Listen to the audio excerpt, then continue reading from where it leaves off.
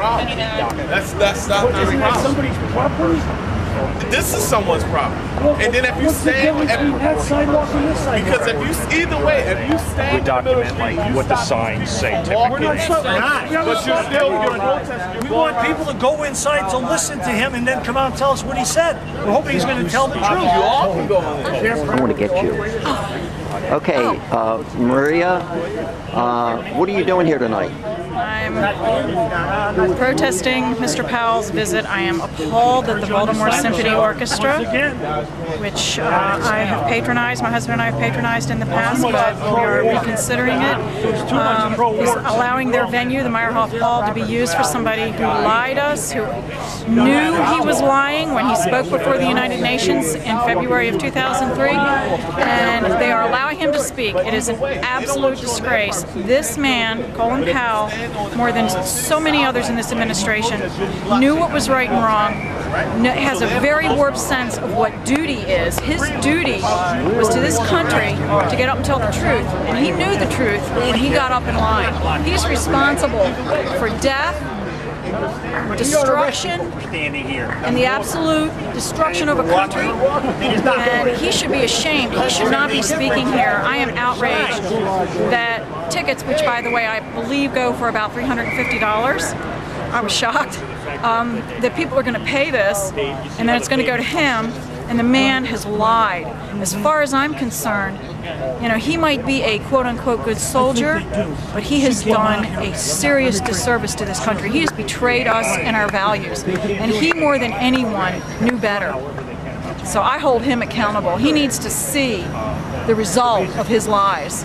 He, if I'm not mistaken, he had a choice. He could have resigned. Anne Wright resigned. Yes, that's so right. He could have done that. There are a lot of people that have resigned, and a lot of people that resigned overseas as well as here.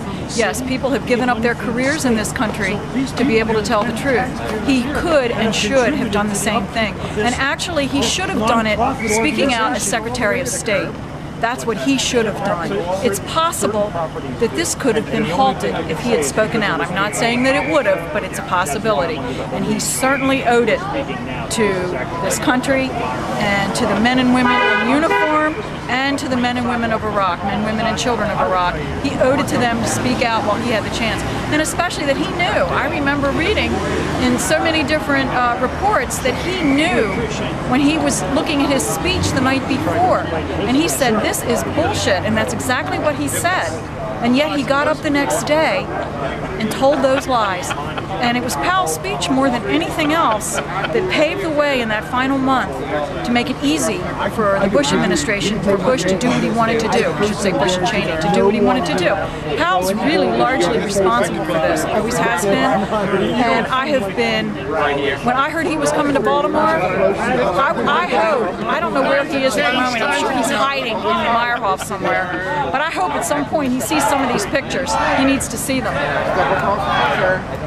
So he made that speech in February of 2003, Maria, and right after that, in March, we went to war. We went to war. Oh yeah, he was really, really largely responsible.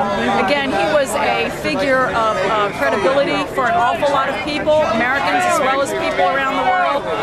And what he did was a betrayal of everything this country stands for. He is responsible for hundreds of thousands of deaths. He's not the only one responsible, but he is primarily responsible. He knew better. He knew they were lies. He knew Iraq didn't have any weapons of mass destruction, and in fact had said that at the beginning of his tenure as Secretary of State. He's a disgrace. People look up to him. The man is a disgrace. So this, and I heard Ramsey Clark say this was a war of aggression, which is a war crime under the principles of Nuremberg.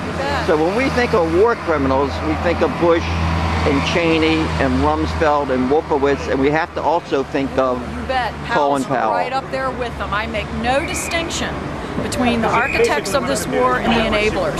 Colin Powell was definitely an enabler. And from what I read even though now he says, yes, he was on NPR the other day saying that he supports this war, I don't believe that he really does. I believe that he has to say that for his own, it's his own rationalization of what he's done. And I mean, the man knew there was no reason for this war, and yet, not only did he not speak up, he lied about it. I mean, the man is truly a disgrace to everything that we hold dear in this country. He's responsible for so much death and destruction.